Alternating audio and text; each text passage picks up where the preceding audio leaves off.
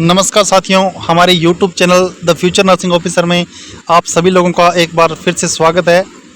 हम नया subject midwifery and gynaecology आज स्टार्ट कर रहे हैं और इस सब्जेक्ट में सबसे जो इम्पोर्टेंस रखने वाली चीज़ है वो है टर्मिनोलॉजी।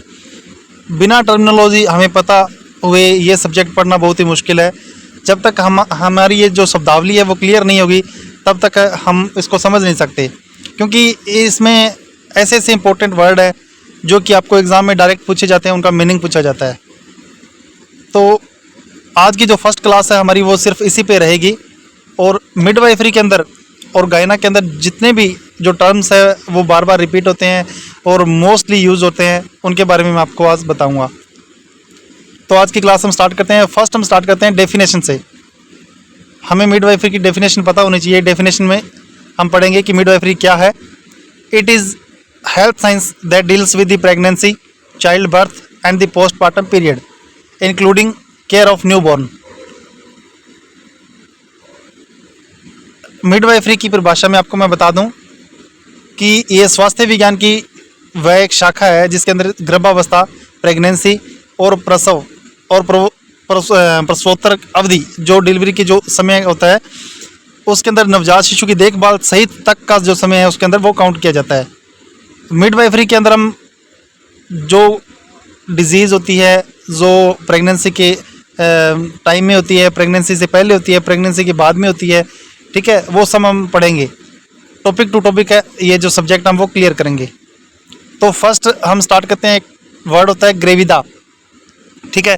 ये वर्ड क्या है, इस वर्ड का मीनिंग क्या है, ये वर्ड आपको जैसे मैं पूरा सिलेबस जैसे पूरा सब्जेक्ट आपको पढ़ाऊंगा तो ये जो वर्ड आज मैं बताऊंगा ये सारे वर्ड आपको हर क्लास में बार बार रिपीट होंगे और इन वर्ड का हमें मीनिंग है वो एक्यूरेट पता होना चाहिए, तभी हम हर चीज़ को डीपली समझ सकते हैं, ठीक है। ग्रेविदा क्या है? It is use to describe the total number of confirmed pregnancies a women has had regardless of the outcome of the pregnancy. Gravida का मतलब क्या होता है? इसका उपयोग किसी महिला की कुल पुष्टि की गई गर्भधारण की संख्या का वर्णन करने के लिए किया जाता है। इसका मतलब होता है भी एक जो महिला है उसने कितने टाइम प्रेगनेंसी को कंसीव किया है, ठीक है। एक लेडी है जो कितने टाइम उसने प्रेगनेंसी को कंसीव किया है, कितने बार वो प्रेग्नेंट हुई है, इस चीज़ को हम ग्रेविदा में काउंट करेंगे, ठीक है। ग्रेविदा के अंदर आगे आगे इसके जो पार्ट है वो मैं आपको जैसे टर्मिनोलॉजी के अंदर बताता रहूँगा कि फर्स्ट हम समझेंगे कि ग्रेविदा क्या है। ग्रेविदा के अंदर यही चीज़ होती है कि एक महिला होती है, एक जो स्त्री है, लेडीज़ है, उसने जो गर्भ धारण की संख्या, जो प्रेगनेंसी जो कंसीव का टाइम है वो कितने टाइम किया है, ये होता है ग्रेविदा, ठीक है। नेक्स्ट हम पढ़ेंगे नूली ग्रेविदा। इस वर्ड का मीनिंग क्या है? ग्रेविदा तो है ये, मतलब एक लेडीज़ तो है जो प्रेगनेंसी कंसीव कर रही है कुछ, ठीक है, लेकिन नूली ग्रेविदा का वर्ड का जो मीनिंग है वो क्या होगा, ठीक है। तो इसका मीनिंग होगा it means a women has never been pregnant, ठीक है। ये वो वर्ड है जिनका डायरेक्ट जैसे एग्जाम है, एनएचएम का एग्जाम है, राजस्थान सीएचओ का एग्जाम जो आ रहा है अभी, ठीक है, तो उन सभी में जो नर्स ग्रेड का एग्जाम आ रहा है, कॉन्ट्रेक्चुअल पोस्ट, तो उन सभी में ये जो वर्ड है मोस्ट इंपॉर्टेंस रखेंगे, ठीक है। इनके ऊपर डायरेक्ट क्वेश्चन है जो अपने को देखने को मिलेगा, ठीक है। तो जो नूली ग्रेविदा का जो मतलब क्या होता है कि वह महिला जो कभी भी गर्भवती नहीं हो सकती है, ठीक है। नूली ग्रेविदा का मतलब क्या होगा कि एक लेडीज़, एक स्त्री, एक जो वुमेन है कौन सी, जो कि कभी भी प्रेग्नेंट नहीं हो सकती है, ठीक है। नेक्स्ट होता है प्राइमी ग्रेविदा, ठीक है। ये प्रेग्नेंट लेडीज़ की बात चल रही है। ये जो सारे टर्म है, ये जो वर्ड है टोटली, ये सिर्फ एक जो प्रेगनेंसी की लेडीज़ होती है उसी से रिलेटेड है। तो प्राइमी ग्रेविदा का मतलब होगा a women who is pregnant for the first time, ठीक है। वह महिला जो पहली बार गर्भवती हुई है उसको हम किस नाम से अनाउंस करेंगे, तो ये होगा प्राइमी ग्रेविदा। नेक्स्ट है मल्टी ग्रेविदा, ठीक है। ये जो वर्ड है प्राइमी ग्रेविदा, मल्टी ग्रेविदा, पेरा, ये नेक्स्ट होगा। तो मल्टी ग्रेविदा का मतलब क्या होगा? इट इज़ वोर एक ऐसी women who has been pregnant, ये टाइप में स्प्रिंट है, ठीक है, who has been pregnant more than one time, जो एक से प्लस दो या दो से ज़्यादा बार प्रेग्नेंट हुई है, ठीक है। तो वो वुमेन है, वो वुमेन क्या करेगी, वो मल्टी ग्रेविदा के नाम से जानी जाएगी, ठीक है। नेक्स्ट हम पढ़ते हैं पेरा या पेरिटी, ठीक है। व्हाट इज़ पेरा या पेरिटी क्या होती है, ठीक है। तो इट रेफर्स, ये जो वर्ड है पेरा, ये हमें देखने को मिलता है कई वर्ड के अंदर। तो it refer to the total number of pregnancies that a women has carried past 20 week of pregnancy. This number include both live birth and pregnancy losses after 20 week such as still birth. तो para या parity जो word है, जो terminology है, जो terms है, इसका meaning हम साधारण भाषा में समझेंगे तो ये क्या होगा, यह उन कुल गर्भधारणों की संख्या को संदर्भित करता है जो टोटल गर्भधारण किए हैं, जो टोटल प्रेगनेंसी कंसीव हुई है, उनको ये चीज़ दिखाता है पेरा।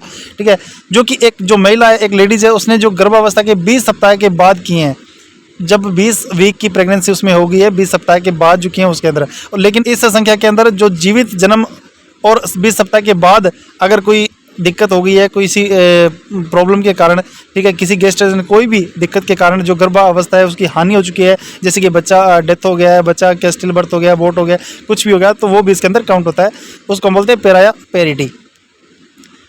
नेक्स्ट हम पढ़ेंगे प्राइमी पेरा। जैसे हमने ग्रेविदा पढ़ा वैसे हम पढ़ेंगे प्राइमी पेरा। ग्रेविदा के अंदर जैसे प्राइमी ग्रेविदा, नुली ग्रेविदा, मल्टी ग्रेविदा, 3 वर्ड हमने पढ़े, वैसे पेरा के अंदर पढ़ेंगे प्राइमी पेरा, मल्टी पेरा।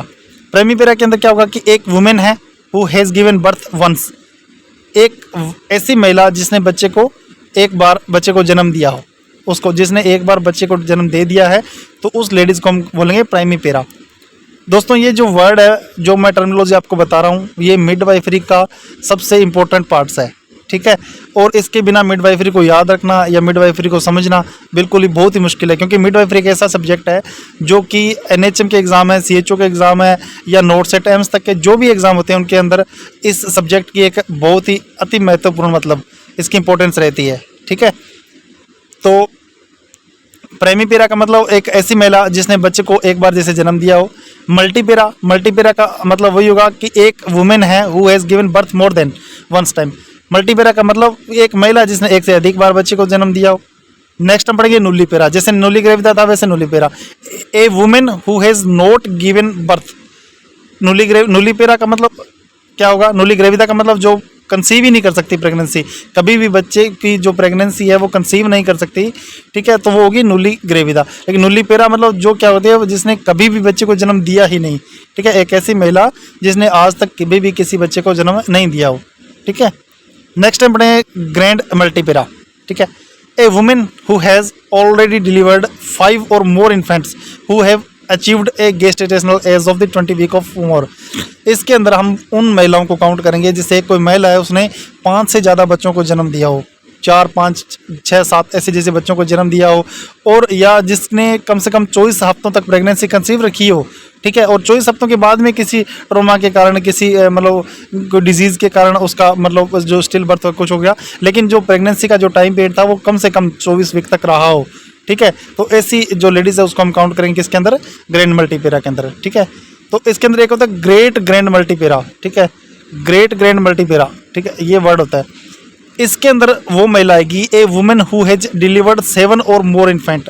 ठीक है, अचीव्ड 20 वीक ऑफ, सेम चीज़ वही है, उसके अंदर 5 से ज़्यादा लगभग बच्चों का था। ठीक है, तो इसके अंदर क्या होगा, जो ओल्ड टाइम के अंदर, पुराने समय के अंदर जैसे क्या होता था, 7 से 8 बच्चे होते थे। ठीक है, एक लेडीज़ को 7 से 8 बच्चे, 9 बच्चे, 10 बच्चे ऐसे होते थे, जिनके अंदर से कुछ होता था कि 3-4 बच्चे, अगर जिसकी डेथ भी हो गई तो भी 5-4 उसके अंदर मतलब बच गए। ठीक है, तो 24 सप्ताह का जो टाइम था, ठीक है, इससे ज़्यादा उन्होंने क्या गेस्टेशनल एज उसको प्राप्त किया है, 24 सप्ताह के बाद उसको कोई दिक्कत होगी तो कोई बात नहीं है। ठीक है, तो ये इसके अंदर काउंट होंगे। ठीक है, तो उसको ग्रेट ग्रैंड मल्टीपेरा के नाम से हम जानेंगे।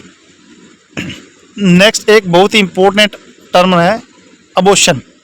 ठीक है, अबॉर्शन एक बहुत ही इंपॉर्टेंट टॉपिक है, क्योंकि जो ये जो गायनाकोलॉजी जो मिडवाइफरी सब्जेक्ट है, ठीक है, उसके अंदर इन सब ये जो वर्ड है ये बार बार यूज होगा। ठीक है, तो जो अबॉर्शन वर्ड का मीन्स क्या होता है, जो मतलब है वो क्या होगा, termination of pregnancy before the foetus is viable. Abortion का मतलब क्या होगा, गर्भपात। ठीक है, इसका मतलब यह होगा कि भ्रूण के जीवित रहने से पहले गर्भावस्था को समाप्त कर देना। ठीक है, मतलब जो बच्चा है वो क्या जीवित रहने से पहले वो बच्चा जीवित बाहर नहीं आया। ठीक है, पेट के अंदर ही उसको मतलब समाप्त, वो बच्चा डेथ हो गया और उसको गर्भावस्था है उसकी वो जो समाप्त कर दी, उसको हम बोलते हैं अबॉर्शन। ठीक है, अभी तक वो बच्चा फीटस नहीं बना। ठीक है, तो वो क्या हो गया, वो बाहर आया ही नहीं, वो वाइबल हुआ ही नहीं, तो उसको वो क्या अबॉर्ट हो गया, उसको हम अबॉर्शन बोलेंगे। एक होता है मिसकैरेज। ठीक है, मिसकैरेज क्या है, ये वर्ड है, इनके अंदर थोड़ा थोड़ा डिफरेंस है।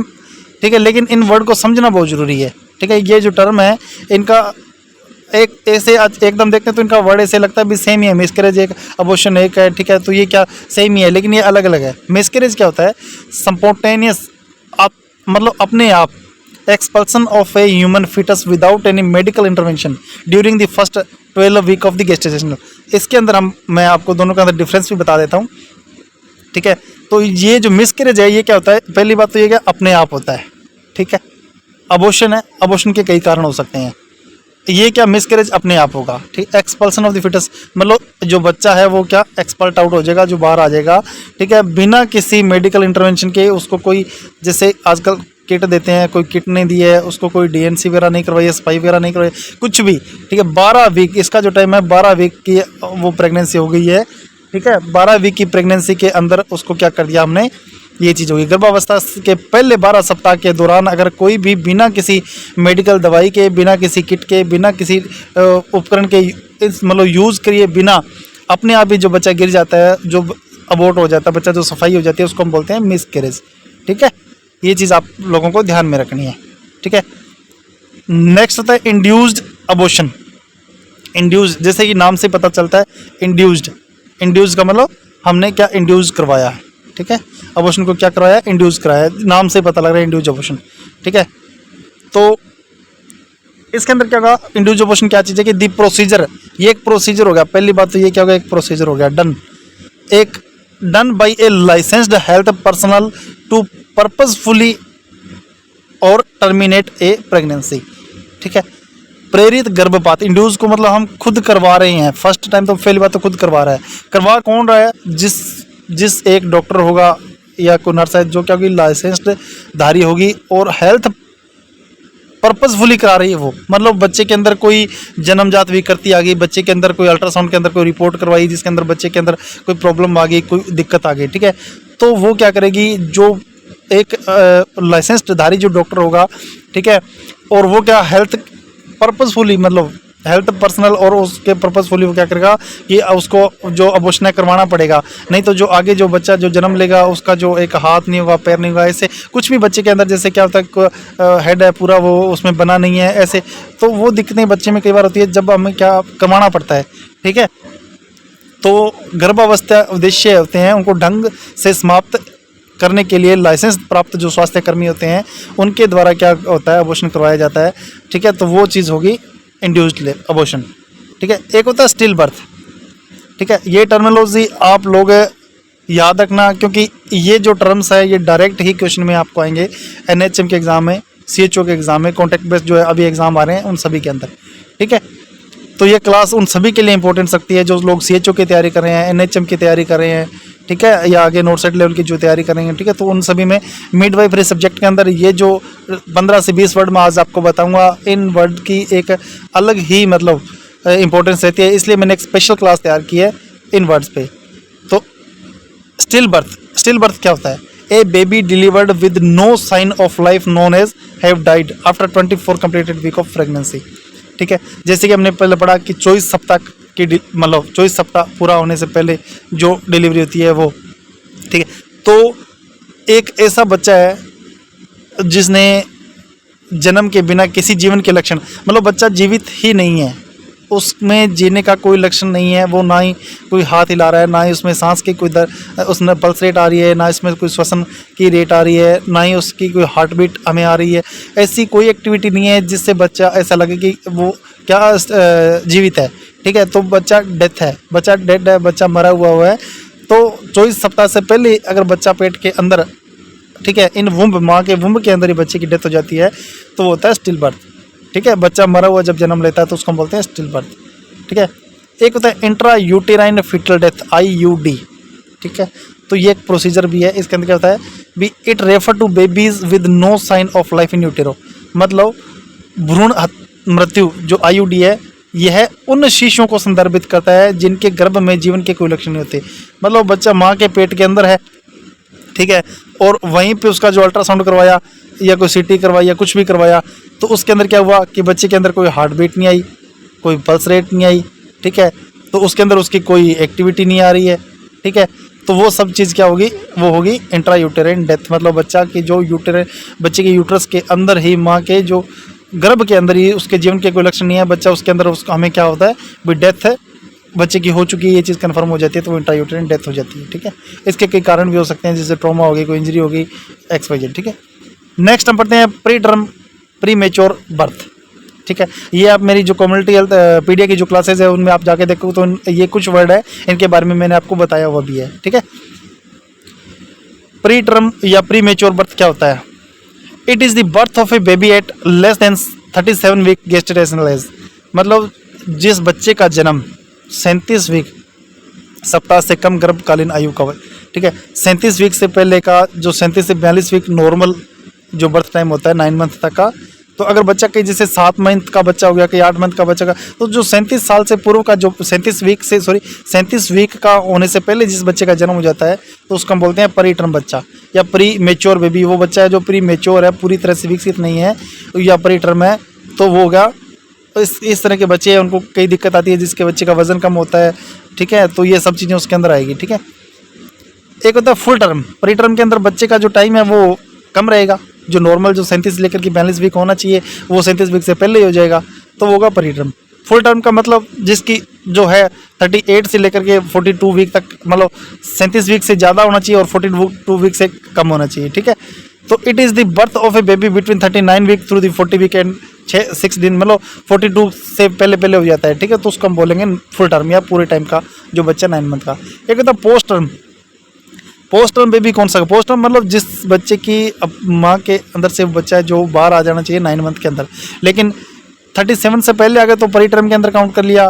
37 के बाद 38 से लेकर के 41 तक अगर बेबी आ गया तो उसको फुल टर्म के अंदर काउंट कर लिया। लेकिन अगर 42 वीक के बाद में भी अगर बच्चा मतलब डिलीवरी नहीं हुई है तो बच्चा का टाइम जैसे ऊपर धीरे धीरे निकल जाता है। 42 वीक के सप्ताह अगर हो जाते हैं, वीक्स हो जाते हैं, तो उस बच्चे को हम बोलेंगे पोस्ट टर्म बेबी।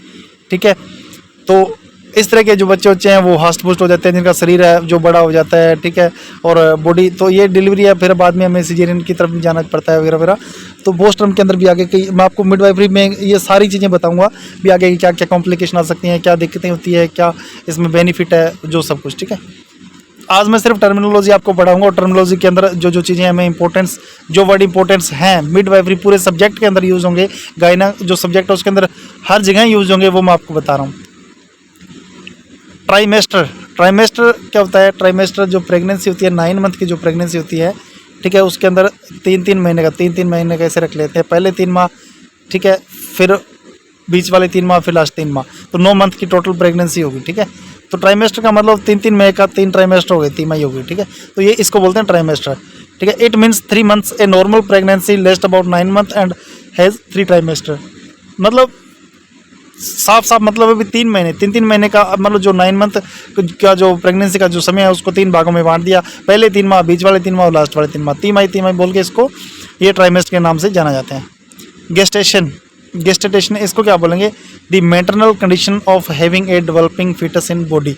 गर्भावधि मतलब शरीर के अंदर एक विकासशील भ्रूण होने की मातृ स्थिति, मतलब माँ ने क्या बच्चा कंसीव कर लिया और उसके अंदर जो बच्चा है वो भ्रूण है, वो उसके अंदर विकासशील, उसके अंदर विकसित है बच्चा, तो वो गेस्टेशन एज होगी। ठीक है, और कितने टाइम की गेस्टेशन, जैसे 37 वीक की होगी, 20 वीक की होगी, 22 वीक की, 24 वीक की, ये एक एज की उसके अंदर मतलब प्रेगनेंसी का जो टाइम है वो भी इसके अंदर देख लेंगे कितने वीक की गेस्टेशन होगी। ठीक है, एक वर्ड होता है वायबिलिटी।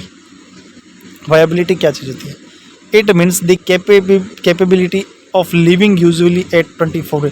वायबिलिटी का मतलब क्या होता है? आमतौर पर हम बताएंगे भी जो 24 जो सप्ताह डिलीवरी का माना जाता है। ठीक है, 24 सप्ताह तक जीवित रहने की जो क्षमता होती है। वायबिलिटी मतलब बच्चा जो सर्वाइव करेगा, जो बच्चा माँ के वुम्ब के अंदर, पेट के अंदर बच्चा है, वो कम से कम 24 सप्ताह तक तो सर्वाइव करेगा, जिंदा रहेगा। ठीक है, तो उसका जो जीने का आसार है उसको हम बोलते हैं वायबिलिटी। जो बच्चे की वायबिलिटी है वो कितनी है। ठीक है, एक वर्ड है एम्ब्रियो। ये वर्ड मैंने आपको बता दिया है पीडीएफ के अंदर, फिर मैं इसमें रिपीट कर देता हूँ। एम्ब्रियो, एम्ब्रियो वर्ड क्या होता है? The human concept up to 8 से लेकर के 10 वीक ऑफ गेस्टेशनल। ठीक है, उसको हम बोलते हैं एम्ब्रियो। गर्भावस्था के 8 से 10 सप्ताह का जो टाइम है उसको हम बोलते हैं एम्ब्रियो। एक होता है फिटस, 10 से लेकर के, ठीक है, गर्भावस्था के 10 सप्ताह से मानव गर्भाधान, फिटस बोलते हैं। ठीक है, उसको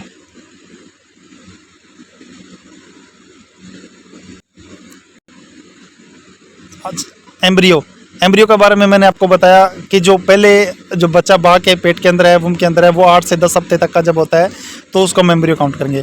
10 हफ्ता या 8 हफ्ते के बाद में लेकर के 37 वीक तक जब तक उसकी डिलीवरी होती है बच्चा, तो उसका हम फीटस के नाम से काउंट करेंगे। फीटस के नाम से जानेंगे कि माँ के वुम के अंदर जो बच्चा है वो अगर 10 हफ्ता से ज़्यादा हो चुका है और 37 वीक डिलीवरी के टाइम तक लगभग उसको हम फीटस के नाम से जानेंगे। ठीक है, एक वर्ड होता है ब्रैक्सटन हिक्स कॉन्ट्रैक्शंस। ठीक है, डिलीवरी के टाइम में ये क्या चीज़ होती है, जब एक लेडीज़ होती है, पेनलेस इरेगुलर कॉन्ट्रैक्शन होते हैं ऑफ द प्रेग्नेंट यूट्रस के अंदर, beginning during the first trimester and increasing the frequency as the pregnancy advances. गर्भवती गर्भाशय के दर्द रहित अनियमित संकुचन 2 पहले तिमाही के दौरान होते हैं, उसको गर्भावस्था के बढ़ने के साथ साथ आवृत्ति में वृद्धि करते हैं।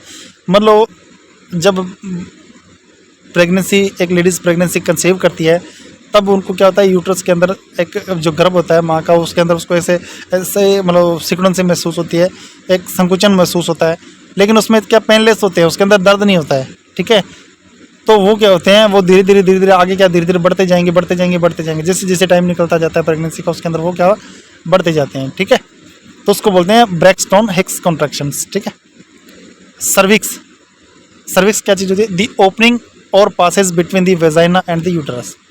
गर्भाशय ग्रीवा इसको नाम से जाना जाता है। योनि और गर्भाशय के बीच का जो द्वार है, जो मार्ग, उसको हम बोलेंगे सर्विक्स। ठीक है, एक होता है contraction, rhythmic tightening of the uterus usually causing the cervix to dilate and allow to passage the baby.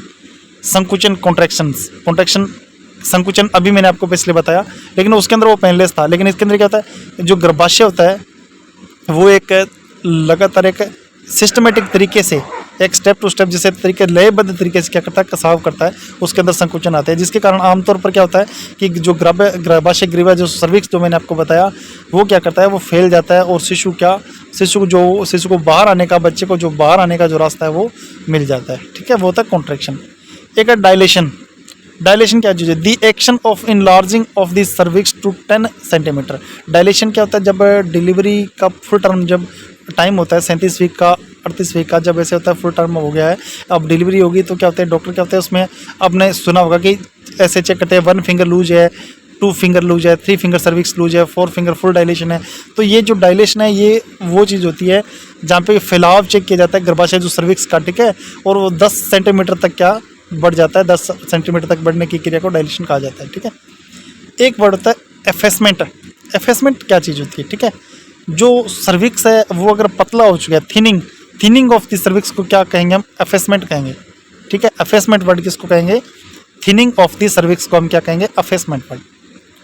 एक वर्ड होता है लाइटनिंग, ये टर्म है एफेसमेंट, लाइटनिंग, स्टेशंस, ये जो वर्ड होते हैं ये इनका डायरेक्ट मीनिंग आएगा, डायरेक्ट ही पूछा जाएगा, घुमा फिरा के नहीं, इनमें आपको ऑप्शन दे देंगे भी इसका ये मीनिंग है, इसका ये मीनिंग, इसका मीनिंग। तो लाइटनिंग का मीनिंग क्या होता है, लाइटनिंग कब होती है, टाइमिंग क्या होती है, ये मैं आपको धीरे धीरे आगे बता दूँगा। फर्स्ट आपको इनका मीनिंग पता होना चाहिए। ठीक है, तो लाइटनिंग क्या होती है, it is described as the baby dropping from the labour in the pelvic cavity and mother feel relax from the respiratory distress. It is also known as welcome sign.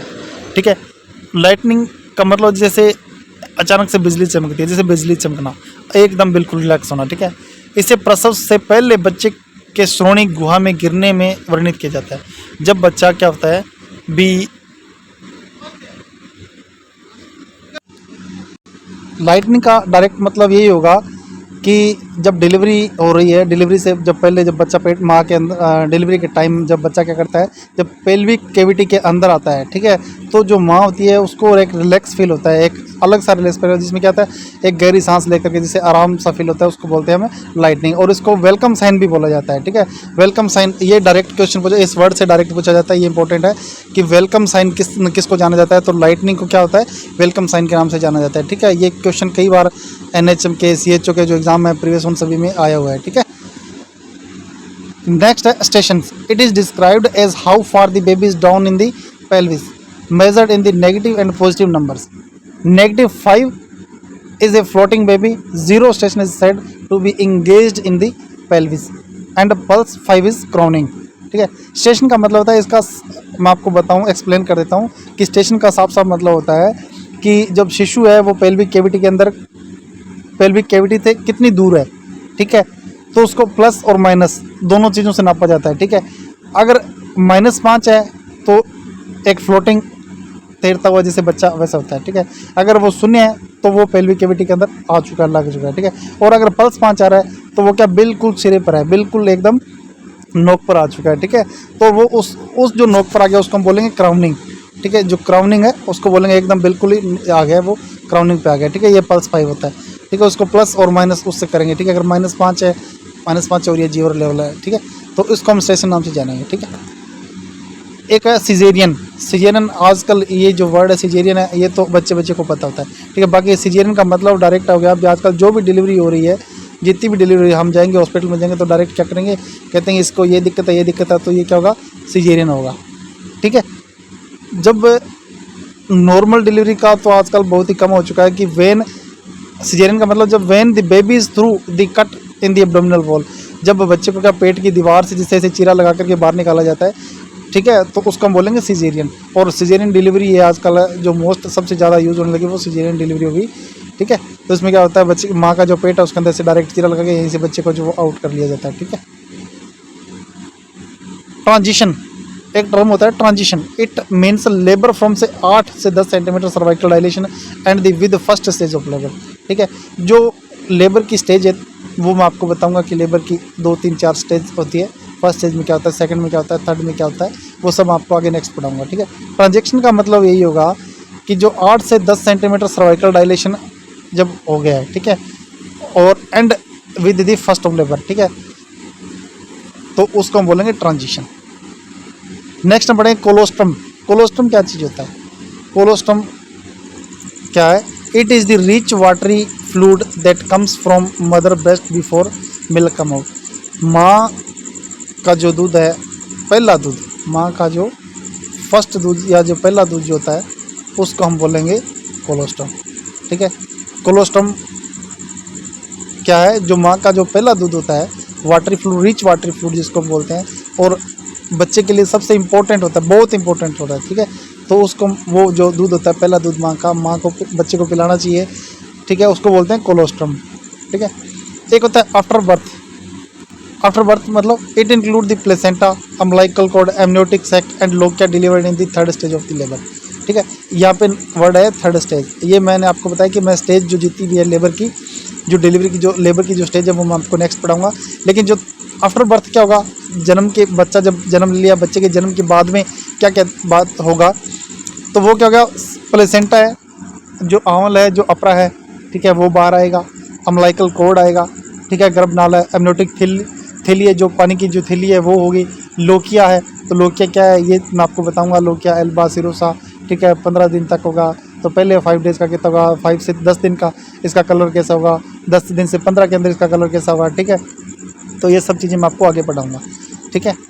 Involution एक term है, involution क्या होता है, ठीक है, it is the returning of uterus from the pregnancy sizes to non pregnant stage. Involution का मतलब होगा जब बच्चा डिलीवर हो चुका है, डिलीवर होने के बाद में जो अपरा है, आंवल है, सब कुछ वो डिलीवर हो, उसके बाद क्या जो यूटरस वगैरह है वो क्या 6 वीक तक अपने नॉर्मल सिचुएशन जो पहले की जैसे नॉन प्रेग्नेंट लेडीज़ जैसे होती है वो अपने सेम साइज़ के अंदर जब आएगा उसको हम बोलेंगे इन्वोल्यूशन।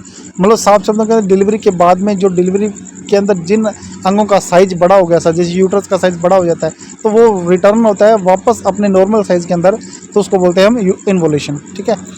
एक होता है पोस्टपार्टम, ठीक है, और puerperium. It is the time from birth to 6 week from mother. प्रसवोत्तर या प्रसव काल, ठीक है, यह है माता के लिए जन्म से लेकर 6 सप्ताह का समय होता है, ठीक है।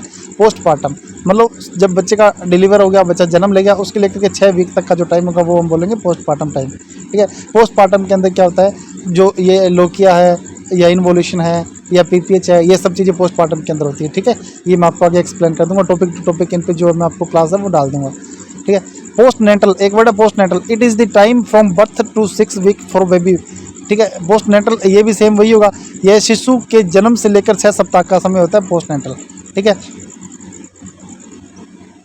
वो माता के लिए था, जो पोस्टपार्टम होता है वो माता के लिए होता है, ठीक है।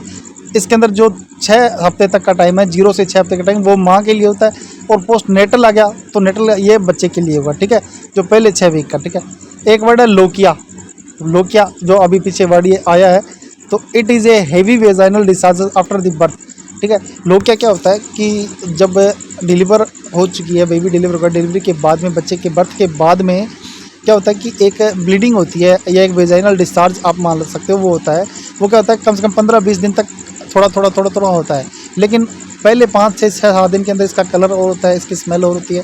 5 से लेकर के 10-12 दिन तक इसका कलर और स्मेल अलग होती है, और नेक्स्ट जो लास्ट वाले 5 से 7 दिन होते हैं उसके अंदर इसका कलर और जो स्मेल वगैरह सब कुछ अलग होती है।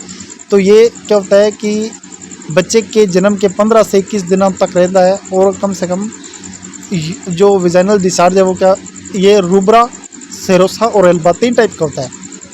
ठीक है, तो रेड के हिसाब से क्या होगा, ये रूब्रा होगा फर्स्ट। ठीक है, सिरोसा ये बीच का कलर होगा, येलोविश कलर का होता है, ये थोड़ा पीलापन होता है इस कलर के अंदर, और एल्बा के अंदर ये प्योर जैसे वाइटरी सफ़ेद कलर का हो जाता है। ठीक है, एक टर्म होता है ब्रीच। ब्रीच क्या होता है, a baby born with bottom और फिट फास्ट। ठीक है, नॉर्मली जब बच्चा डिलीवर होता है, ठीक है, तो बच्चे का जो हेड है वो पहले होता है और फिट है वो लास्ट में होते हैं। ठीक है, ऐसे बच्चा डिलीवर होता है हमेशा। ब्रिज का मतलब होगा कि उल्टा। कई बार हमने देखा कि बच्चा जब अल्ट्रासाउंड करवाते हैं या डॉक्टर के पास दिखाने जाते हैं तो डॉक्टर क्या बोलता है कि जो बच्चा है वो क्या उल्टा है। ठीक है, या ब्रिज है, या अल्ट्रासाउंड में साफ साफ लिखा होता है कि ब्रिज पर जो प्रेजेंटेशन है बच्चे की वो लिखी होती है ब्रिज है। ठीक है, सिफेलिक है, ये है वो है, तो ये चीज़ें होती है। ठीक है, तो ब्रिज का मतलब हो गया कि जो सिर है उसकी जगह पे क्या पैर होते हैं बच्चे के। ठीक है, तो ये उल्टा होता है। ठीक है, तो ब्रिज का मतलब साफ साफ होगा अभी उल्टा है। ठीक है, एक वर्ड होता है Apgar score. The scoring of the new born that check activity, pulse, grimace, appearance and the reflex irritability. Apgar score के बारे में मैं आपको बता दूं कि डॉक्टर वर्जीनिया अपगार, ठीक है, इन्होंने क्या एक स्कोर तैयार किया। ठीक है, एक स्केल तैयार किया जिसके अंदर क्या इन्होंने बताया कि बच्चा जब जन्म लेता है तो 8 बर्थ जन्म के जस्ट टाइम, एक होता है 5 मिनट बाद।